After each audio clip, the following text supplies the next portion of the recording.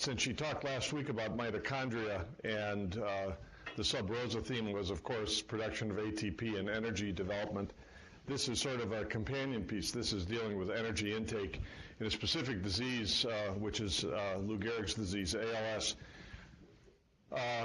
I'm listing here the closest collaborators for this project.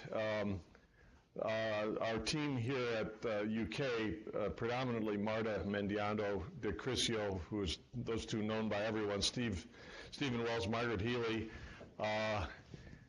Rip Tandon, Chris Potter, Dwight Matthews at University of Vermont. Their role will become clear. Hiroshi Mitsumoto at Columbia, Zach Simmons at Penn State, and Mark Bromberg at Utah.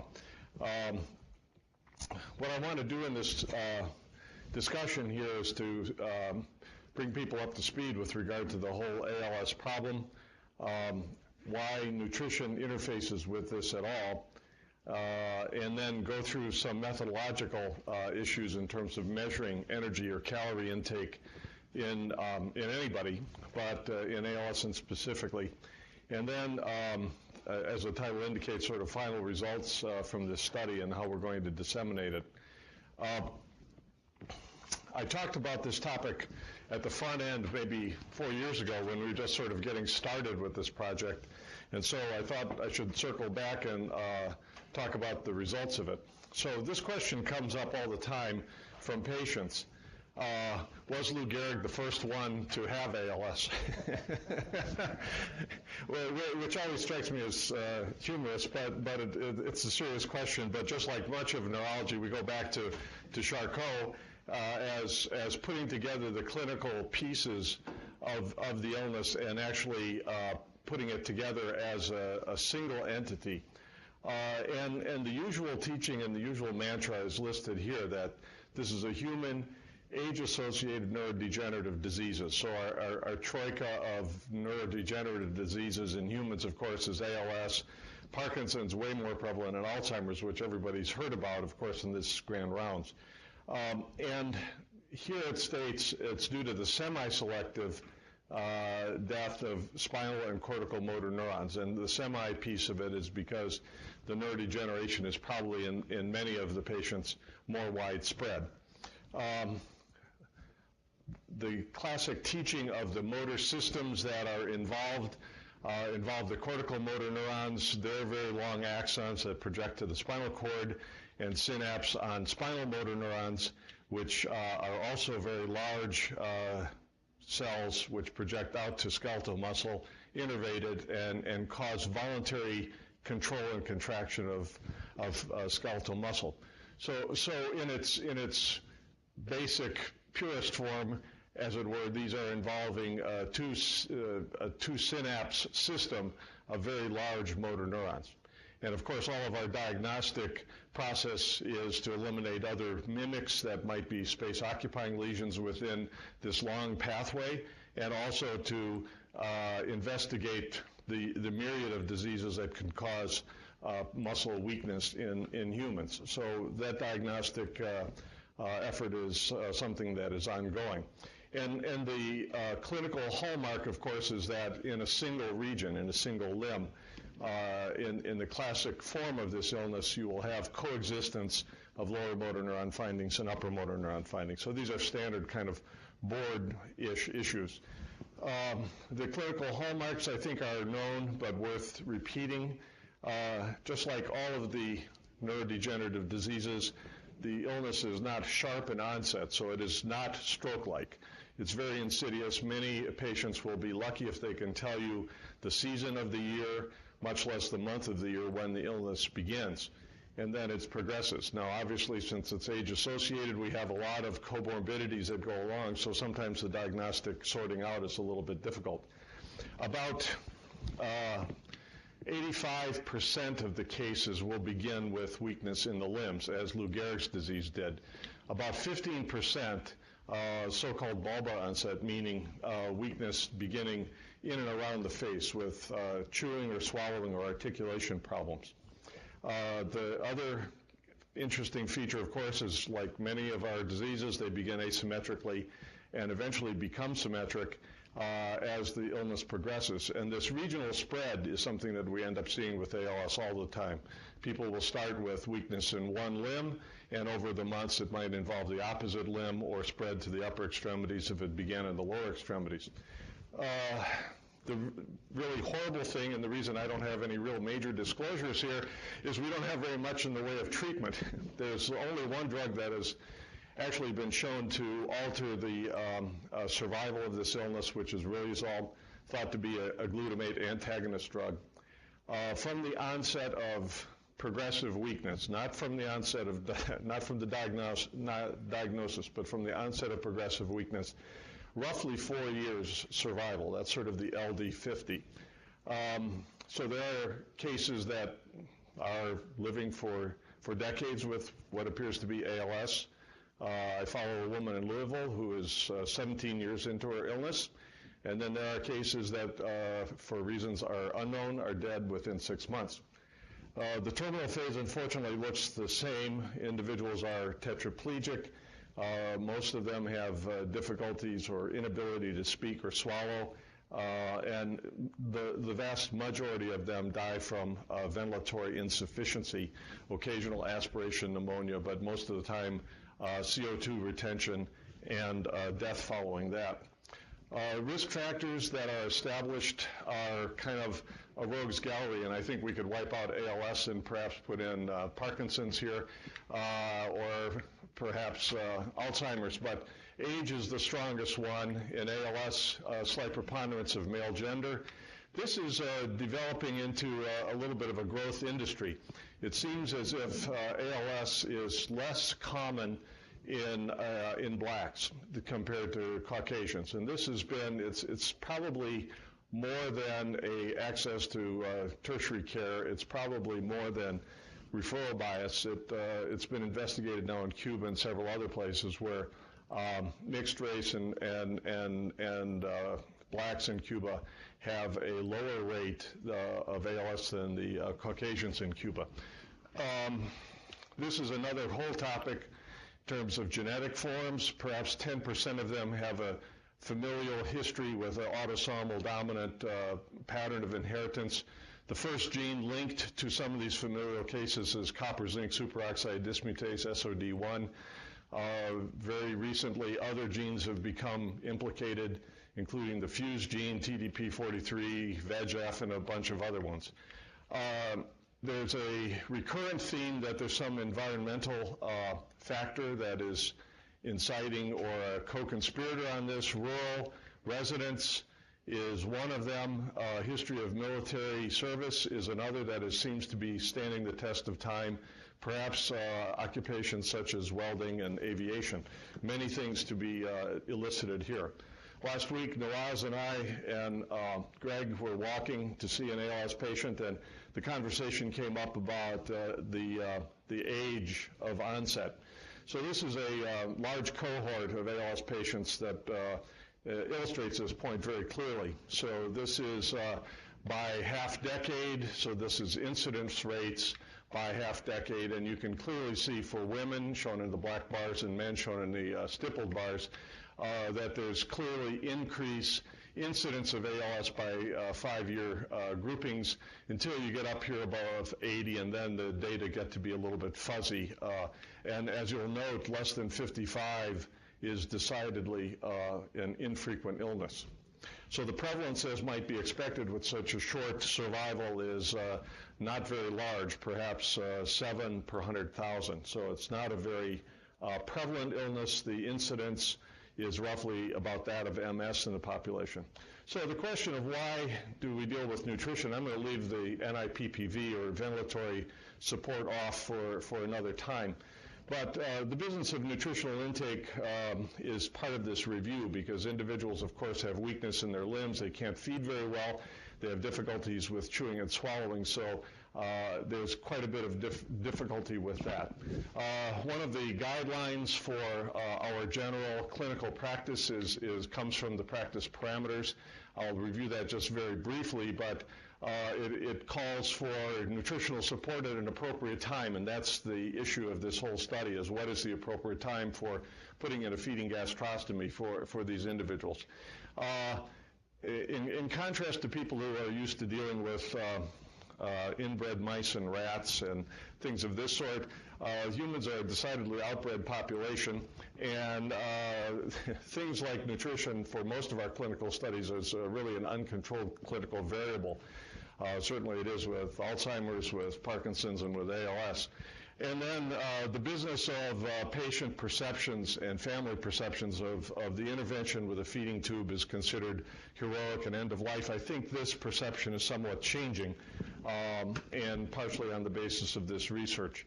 So the questions are focused here by images and words. So this happens after they ask whether Lou Gehrig was the first one to have Lou Gehrig's disease. How many calories does a person with ALS need, and when does a person need a feeding gastrostomy? And the illustrations here are actually video clips, but they're stills. In this thing, it makes really no difference. This is as much as this man can move his arm. He really can't, so he's not feeding himself very well. This is as much as his tongue moves, so he's not swallowing effectively or carefully. And unfortunately, this man's body composition, his lean body mass, is apparent. He's got fairly significant atrophy here. And so you might imagine that this affects how many resting calories that this man needs, and so it does. So the goal of nutrition for all of us in this room, now you notice we don't have breakfast. That's because we don't have any drugs, I guess, that work on ALS. Otherwise, we probably would. But so as we're happily postprandial from our regular breakfast, the goal for the day for all of us is to match our food intake with our energy expenditure. So you'll see TDEE thrown in here in this talk quite a bit, which is total daily energy expenditure. So properly it should be energy, but we all say calories, but it's the same thing. So you'll see TDEE, energy expenditure, calorie expenditure kind of mingled interspersed in this talk. But this is the goal. So neither overfeeding nor underfeeding an ALS patient. So the components of what TDEE is come in three parcels. This is for all of us, and as we'll be seeing toward the end of the talk, it worked out that this holds true for ALS completely. So if you take the total bundle of how many calories we're burning for the next 24 hours, the three large categories are resting metabolic rate. This is driven almost entirely by our lean body mass. So we have some metabolically active tissues, we have some metabolically less active tissues, but our body composition, our lean body mass, drives this resting metabolic rate. So here it shows this guy sleeping, but actually properly it should be the amount of calories a body needs to expend just to maintain vital life functions without really doing anything. The second is a messy category, thermic effect of food. I'm not quite sure how that term came to be, but nonetheless it's essentially the cost of doing business, sort of the cost of eating, digesting, and absorbing your food. So this is relatively fixed. It's like 8% to 10% of your calories that you ingest, and it depends on body composition. So, a simple diet will be easier to digest than a high-fatty pizza sort of thing. So beers actually should go in pretty quickly. The last and most variable category is the amount of energy expended for physical activity. So as you browse through these three categories and fast forward it to the ALS problem, you see that there's changes up and down and sideways in every one of these categories. People have muscle atrophy and changes in their body mass, so that might impact total energy expenditure. Certainly they have difficulties eating, so that affects it as well. And the hallmark, of course, of progressive weakness is you're less likely to be moving, and so that affects it. And then you have all the other things in terms of spasticity, maintaining spastic tone, and muscle fasciculations.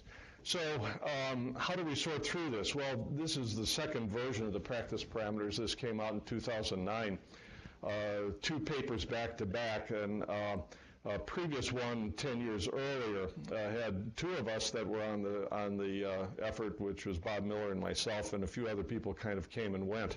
But the issue here is The interventions on the eating side, in terms of feeding gastrostomy, and on the ventilatory side, nocturnal respiratory support with BiPAP. We're going to put this off to the side for another discussion, but the point here is that someone at the beginning, people in this room for instance, normal eating, normal physical abilities, and then somewhere during the course of the illness, inability to eat. And so when is the trigger to put this in? If you talk to a gastroenterologist, it's pretty straightforward and rational. If you don't get enough calories in by mouth to meet your metabolic needs, you need another way of getting calories in, which means you need a PEG, and that's pretty cut and dry. From the patient standpoint, we hear all the time, I'll have a PEG when I really need it. And by that they mean if I'm choking too much that I can't eat, if my meals are taking an hour and everybody else is done, then I really need it. But they may already have lost 30 or 40 pounds because of caloric insufficiency.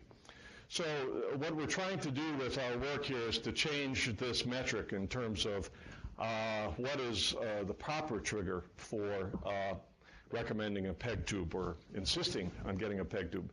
I'm finding out that the family docs are much better at this than myself. We've had quite a few things, somebody comes in, some little old lady who's got ALS, and the family doc says, Myrtle, you need a PEG tube. It's scheduled tomorrow. So they end up getting a PEG tube, and here we kind of, are too nice to patients sometimes. But nonetheless, that's what they do. So predicting energy and expenditure. In the practice parameters, unfortunately, the focus is on the intervention itself as to whether there's benefit from it. If you talk to a dietitian, their approach is going to be more on the metabolic side. So currently, if you refer someone to a dietitian, they will do one of two things. They'll try to estimate the number of calories you'll need for the resting metabolic rate, and then throw in a fudge factor based on the illness. And Harris-Benedict equation is sort of a very time-honored equation that's been around for over 100 years, and is still in the United States, probably the equation to go to. There are others. In Canada, Mifflin St. George sounds kind of Quebec, and I guess Owen equation is supposed to be better for predicting this in obese individuals, but nonetheless, you get a prediction of how many calories you need for resting metabolic rate. Then this kind of black box, you add calories depending on physical activity or depending on the disease state. So for instance, if you have a burn patient in the unit, they'll do this and multiply it by 1.5 or something, and that's how many calories someone might need. So the Harris-Benedict equation is in small font, so nobody could read it, but that's okay. We'll revisit this. Basically, it works well for everybody in this room. So it takes your age, your height, your weight, your sex, and the formulas don't have any direct meaning. I mean, there's no way you can decipher this. But nonetheless, for men and women, you can come up with your resting metabolic rate, your basal metabolic rate, and actually works very, very well. And this is an example of how this could be modified in any of us. So little or no exercise, your BMR multiplied by 1.2, very heavy exercise, extra heavy workouts, blah, blah, blah, 1.9 times this. And similarly with other type of illnesses that you might encounter in the hospital. So this is the kind of strategy that is attempted to be mapped to ALS to get total energy expenditure. So the dietitian currently will say, we can estimate this in a normal individual, we can measure this kind of thing, we can guess at this, and we can come up with an estimate. So I've already alluded to these issues here with ALS patients in terms of the complexities of changes in body composition, weakness, difficulties with food ingestion, and these non-functional ancillary movements like spasticity and cramps. So the goal of all of this is now going to be the next topic, and this happens, of course, in all of us. So if we're in a situation of energy balance, having adequate energy intake, of course our livers are happy and full of glycogen. Any extra calories that we've ingested, we've stored as fat, and our muscle breaks down and rebuilds, and we're sort of in a nice balanced situation. if we fall behind in our food ingestion, meaning we're burning more calories than we're taking in for a period of time, of course, glycogen goes first. The next backup is breaking down our fat for energy. The third backup, of course, is breaking down our own skeletal muscle for energy. So obviously, circled here in red is the worst thing for an ALS patient because what they don't need is loss of muscle that they still have voluntary control over. So the goal of the concept of energy balance for any of us is to keep us eucaloric and stay on the left side, and on the right side, in the extreme, breaking down muscle for energy.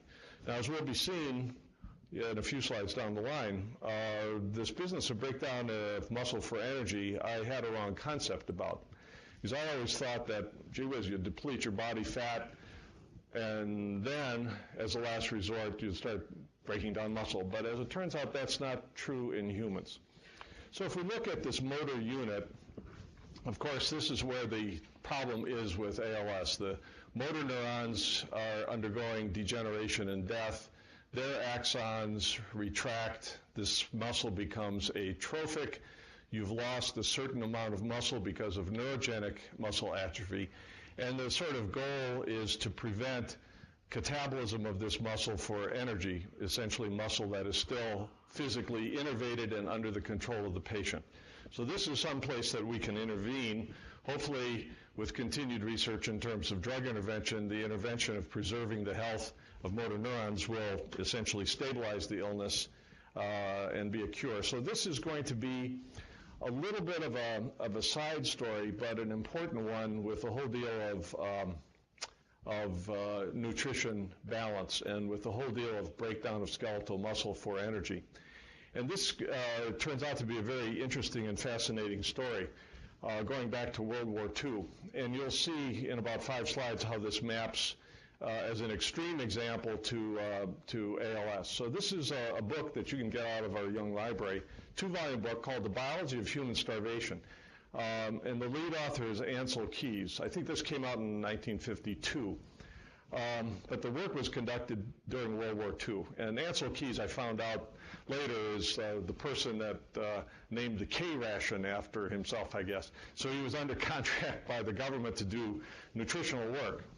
And so the issue, known as the Minnesota experiment, was a recognition that the Nazis were going to be defeated in Europe. And there was a lot of the population of Europe that were starved because of caloric deprivation. The most extreme example was the Dutch hunger winter. And so this was a human experiment, taking conscientious objectors, drafted civilians. So these, of course, were young buck males who were from some of the traditional peace churches. And mind you, if you turn our minds back to before IRBs, before the Nuremberg trials, before any of these sort of institutionalized monitors of human research, this was done by this group. And they did a splendid job, actually. They consulted with a lot of the historic peace churches. They did neuropsychological testing to satisfy themselves that they were not coercing individuals to volunteer for this. And so they got a large population of males who were conscientious objectors and screened through them and basically, I think, enrolled something like 35-ish or so of these individuals. 32 is what it says. Okay, very good. So what they did was deliberately restrict calories to these individuals, measure everything under the sun, including, for the purpose of this discussion, motor performance. And the idea was how best to rehabilitate these semi-starved individuals. So these individuals had good nutritional quality, but in insufficient calories. And the target was, after 24 weeks of semi-starvation, they would be at 75% of their initial body weight. And then they would refeed them and see the best way of refeeding them. So the idea in Europe was to triage calories and how one would do this. And there was a little bit of a revolt at the end because, as you'll see, people who had more calories rehabilitated more quickly, so the permission for the study was withdrawn. So daily caloric intake. So they started out, hardworking farm boys, 3,500 calories per day, and they adjusted the calorie intake day by day, week by week, to attain this weight loss, okay? So here at 18 weeks into the thing, 1,400 calories a day. Mind you, compared to the Dutch hunger winter where the average population was like 350 calories, this is actually fairly liberal. But nonetheless, that was the way it was done. They refed them according to a complex paradigm, and basically these were the four groups on the refeeding part. But we're going to concentrate on the caloric deprivation part.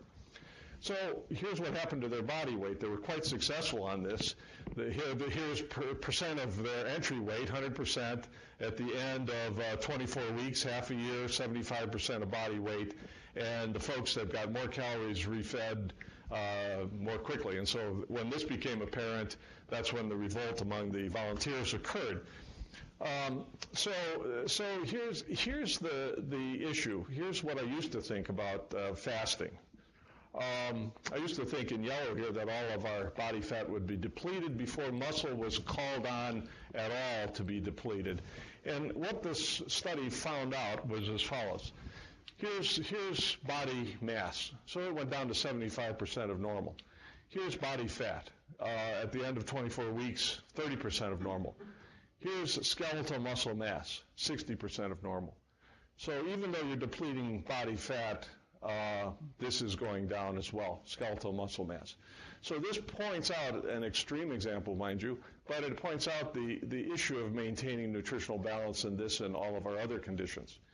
Because, this is, again, extreme, but we have, as Debbie and Kathy will say, we have many people when they walk in the door in the last 3 months, I've lost 30, 40 pounds because I haven't been eating well. So what's the spin on muscle power? So here's grip strength. So these people were not nutritionally deprived in any other way, but, here's the average grip strength, 55 kilograms, and after 24 weeks, 42 kilograms, and then the group rehabilitates. Here's maximal performance, how much work these individuals can do. The volunteers hated this test. They put on a gait belt, they ran them on a treadmill 7 miles an hour, which is a pretty good run, and they put it on an incline of 8% grade. They ran them to exhaustion, or 5 minutes if anybody could do that. And basically it was the Harvard fitness test. So here's what their total work does. Look at this. 100% of normal. After 12 weeks, before their weight went all the way down to about 10% of normal. They say one picture's worth 1,000 words. Here's one of the guys, one of the volunteers during the course of the study. Interesting thing in this book, it names the volunteers, which of course we would never do with our IRBs currently. This is a follow-up book called The Great Starvation Experiment. So the author tracked down the survivors of this, interviewed them, and got some very interesting pictures. But this is one. This looks not dissimilar to our ALS patient. And this person got here not by neurogenic atrophy, but by semi-starvation. So the pitch with any of this is to avoid muscle breakdown. So how did we do this? We measured total daily energy expenditure. I'm going to show you the technique that we did. This was with the double-labeled water method. We measured zillions of factors that could possibly influence energy expenditure in ALS. And then Marta and Dick spent the better part of a year working on statistical models, and we ended up with maybe 40, 50 different models. I'll show you the one that is the most elegant result. So the research plan is as listed here. We measured total daily energy expenditure with doubly labeled water. I'll explain that. Some of the factors we measured, of course, were body composition, basal metabolic rate, clinical scales for spasticity, fasting, breathing capacity, functional scales, ALS functional rating scale, which is kind of our workhorse instrument. It's kind of a takeoff of the UPDRS lev. Physical activity, body BMI, other sorts of laboratory tests.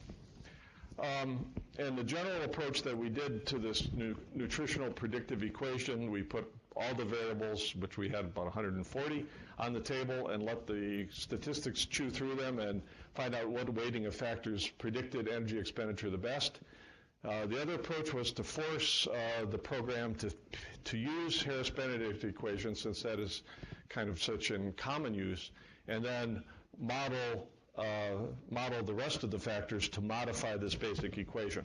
And as it will be seen, that turned out to be very fruitful. So what is the ALS population? We had about, in this branch of the study, we had 80 participants that were followed every 14 weeks for the course of a year.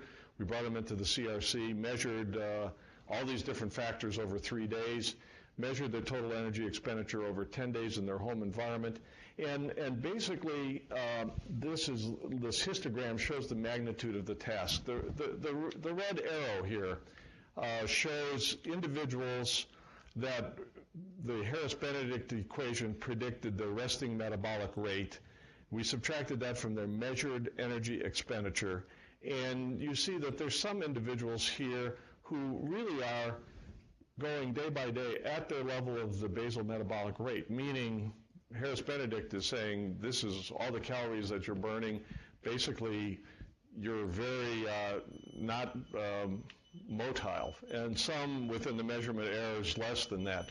But look at this. There's some people that are burning 3,000 calories more than their basal metabolic rate. So the idea is, how do you model this difference between total energy expenditure, basal metabolic rate using Harris-Benedict? So that's where the statistical modeling ended up with a fairly elegant result. This is kind of standard boilerplate that I'm going to bypass in terms of who was in the study. It's fairly typical for our clinical studies in ALS, a fairly broad age range, although most of these were 50 and 60-year-olds. You have to have ALS, of course. We had to require a breathing capacity above 50%, so the sub-rosa theme is that they would survive for the year. And we wanted people that were less than 5 years in duration so that we would have some measurable progression. And we excluded a bunch of people for obvious metabolic reasons. So we're going to focus on these 80 individuals, and these 4 cells are deliberately how they were stratified. These were not randomized people. These were people that were coming in the door. So we had essentially individuals that had a very high level of breathing status, greater than 80% of predicted. We had individuals with medium to low breathing status. We also stratified the participants by whether they had any impairment of their ambulation as judged by this one question on the ALS functional rating scale, or whether they and the families rated themselves as normal ambulation. So the implication of this is, over the course of the year, someone could start here with normal breathing capacity and normal ambulation and migrate into impaired ambulation because of leg weakness and impaired breathing capacity because of respiratory muscle weakness. So we were able to longitudinally study these individuals as well as a cross-sectional type of study.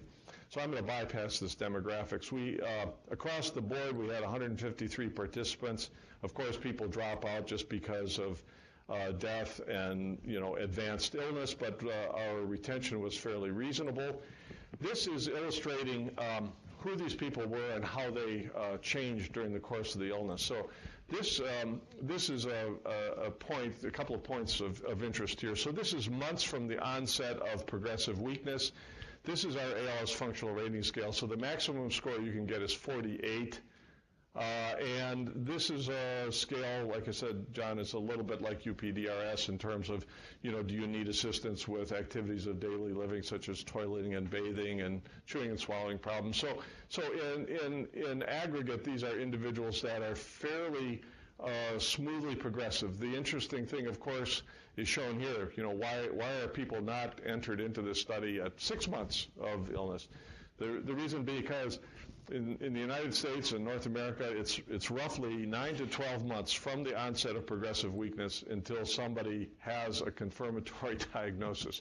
So as you'll notice, we have hardly any participants who are less than 6 months of duration. So we had some that were 7, 8, 9 months in duration. But we had some outliers here that were slowly progressive, but very slowly, meaning many months into their illness. So that's our cohort. Typical to many of the populations under study, mostly males, slight preponderance of males compared to females. BMIs actually fairly respectable, about 25. Most of them limb onset compared to bulbar onset. That's fairly typical. What I'm trying to portray here is that these are just the routine bread and butter type of ALS patients. So I already mentioned some of the factors that we measured here, and I'm going to talk lots more about the doubly labeled water method, so I want to spend a few minutes talking about that. This is an elegant and expensive technique, and the basis for this is pretty cool. It works for elephants and whales and humans and cockroaches and every organism around. So basically what is given is a mixture of water. And the water is labeled with one of the labels having the heavy atom, non-radioactive atom on the hydrogen. So this is the standard heavy water that was leaking out of the Japanese reactor. This is D2O. This costs about $25 a quart. So that one's, I should say, a liter, right? So $25 a liter. Very cheap. The other form of water that's given is H2 with the heavy atom on oxygen 18. This turns out to be expensive. So we purchased about $180,000 of this form of water. And what is given is a glass of water based on their total body water, which we measured. And we get a urine sample the next day. So they ingest this water. It equilibrates with total body water. Any water source, any fluid source is good. You could take blood, but you could take urine. So you take urine. You measure the amount of oxygen 18 and deuterium. And the reason this works eventually to measure total energy expenditure is as follows.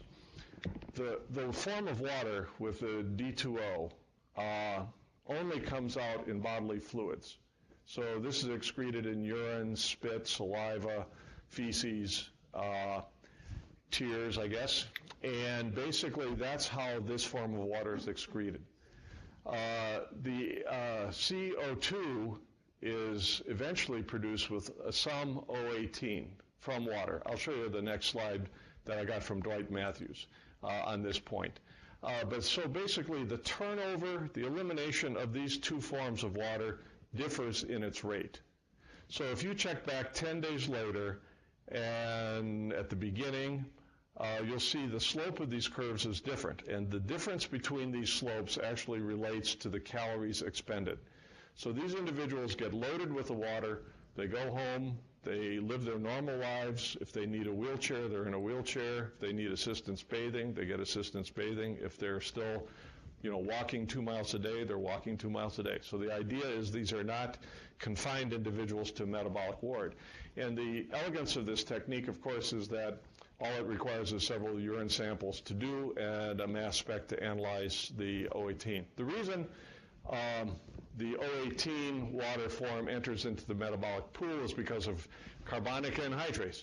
So here we have our spiked water equilibrating with dissolved carbon dioxide and bicarbonate, and essentially the excreted form is CO2, and it is because of carbonic anhydrase, our old friend, ends up letting some of the H2O18 enter into the CO2 excretory pool. Some of it comes out in bodily fluids, but much of it comes out. The actual data, you would squint from the back of the room and say, where's the difference in slope? But this is the actual data. So it's a minute but measurable difference in slope between the excretion of these two forms of water.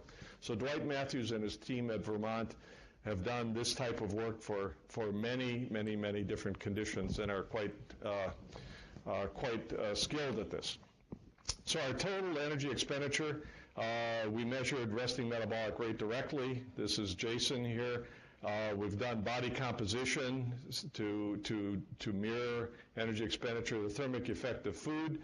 We've measured food intake with a 3-day dietary record, weighed record, as well as 24-hour dietary recall.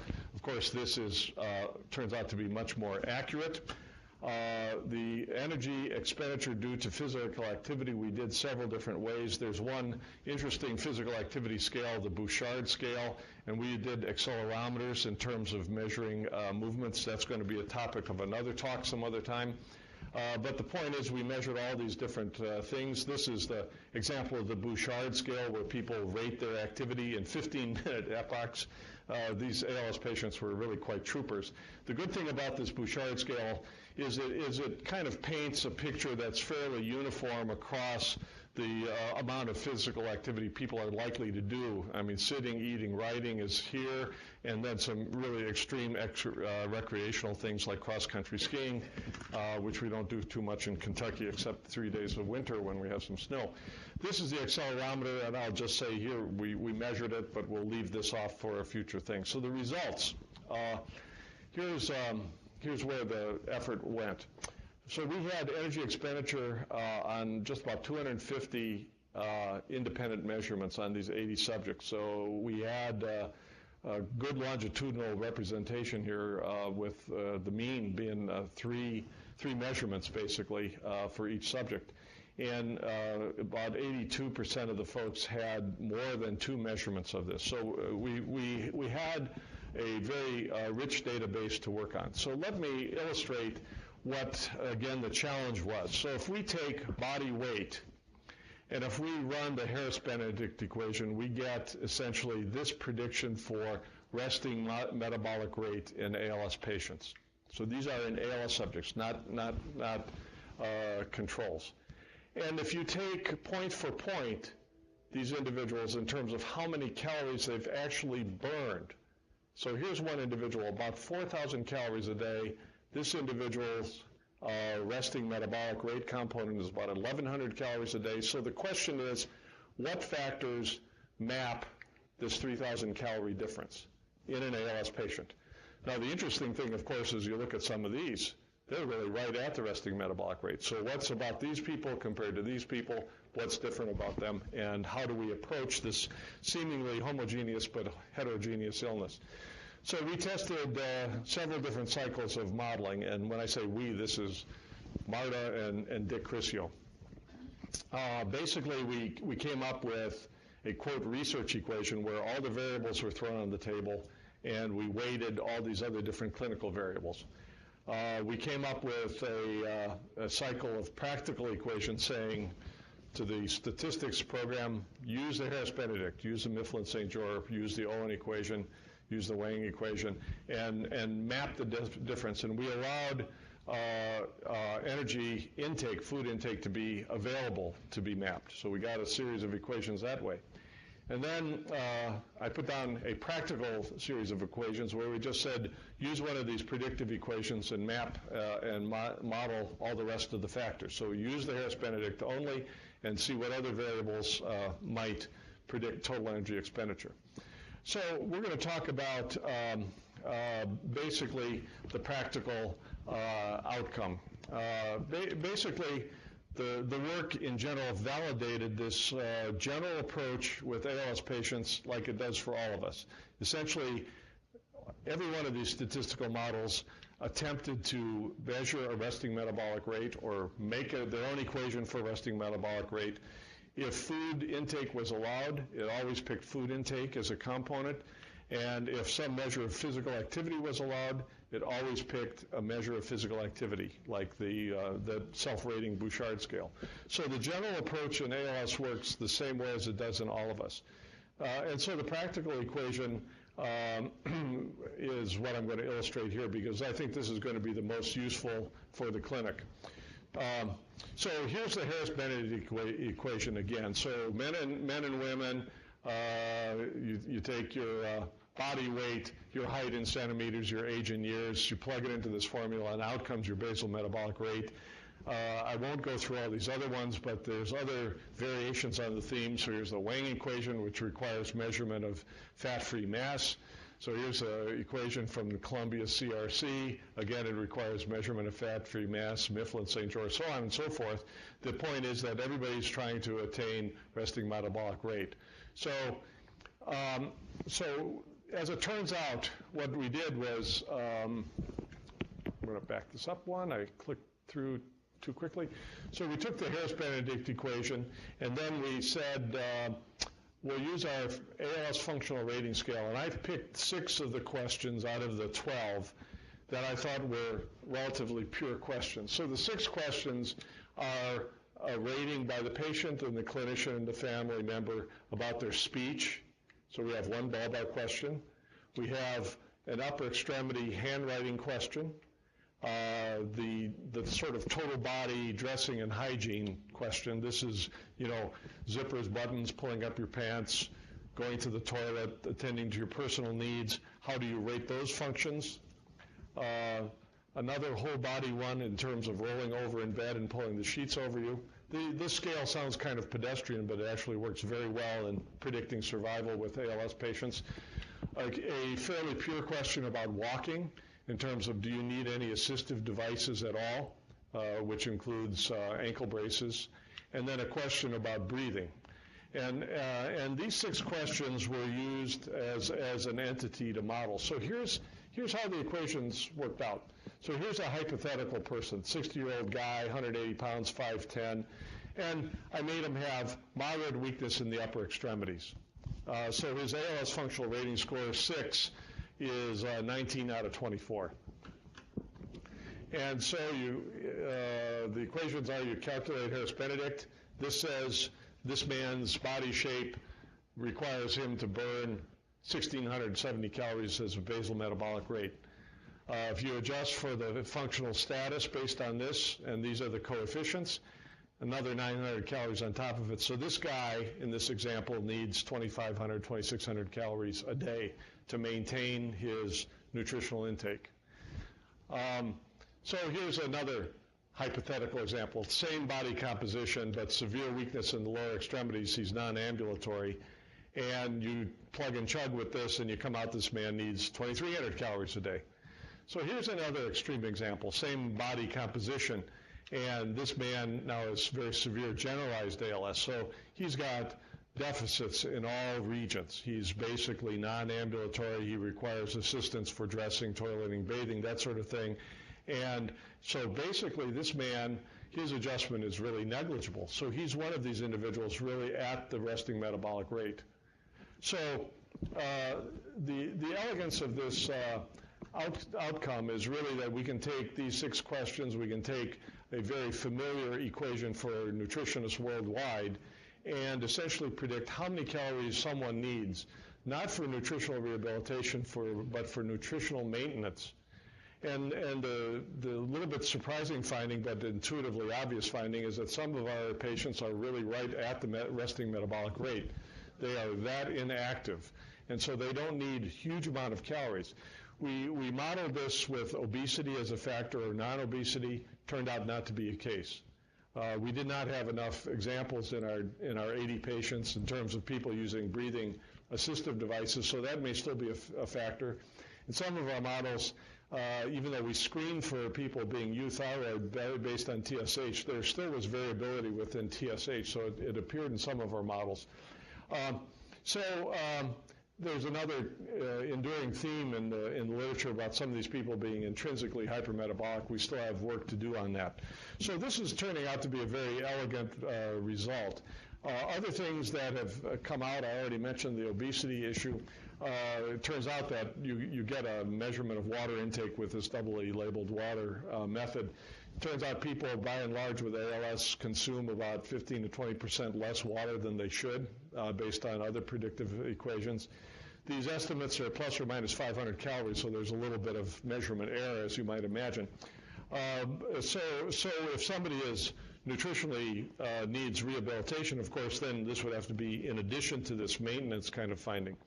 So the practical application for this in our clinics is going to be people will come in with a 24-hour food intake record. We'll calculate energy intake from that, calorie intake. We'll calculate the energy expenditure needed for this. And this is sort of the bottom line. When do they need a PEG? Well, if they don't meet their energy needs, they need a PEG. And that'll, I think, simplify the conversation that we have with patients and allow us to put this on a more firm scientific and nutritional intake. So this is from Goldilocks and the Three Bears. How many calories does a patient need? You don't want too many, you don't want too little, you want it just right. So here's Goldilocks. There we go. And this is going to be the conversation. If the energy intake is less than energy expenditure, they need a PEG. No questions answered. So we're going to disseminate this. We're actually working with a web-based designer to do a web-based calculator. So one of the practical outputs of this will be a UK-hosted web page where people will be able to put in, create an account. They'll be able to put in their own personal height, weight, age, sex, their own personal responses to these 6 questions as their disease changes, and they will get an answer to how many calories they need. And so in the most elegant form, we're going to have it translated into other foreign languages other than English. So hopefully we'll be able to see how this works. So this is a large team that did this. People in this room, Kathy Vanderpool's here, Debbie Taylor was here, many other people participated in this. I already mentioned Dick and Marta Mendiando. Funding for this was NINDS, ALS Hope Foundation, several endowments we have here, the CRCs. And this has nothing to do with anything, other than it sort of is a balance kind of thing. So energy intake, energy output, but kind of a desiccated environment, so I think they're a little short on water. So what I'm going to do is, if there's questions, I'll be happy to entertain any questions or comments.